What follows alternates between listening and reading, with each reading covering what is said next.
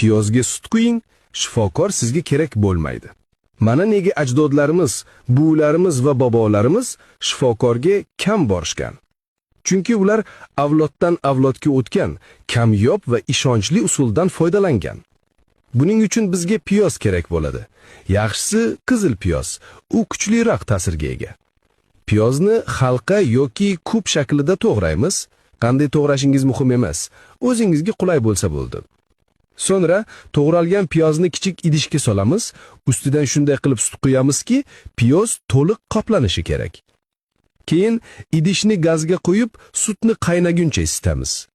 Sut qaynagach, uni 2 soat damlaymiz. Damlangan sutni elakdan o'tkazib, stakanga quyamiz. Yaxshi ta'sir berish uchun 1 qoshiq tabiiy asal qo'shamiz. Hammasini yaxshilab aralashtiramiz. Natijada biz o'pka tozalovchi, balg'am chiqaruvchi va immunitetni mustahkamlovchi eng yaxshi vositani olamiz.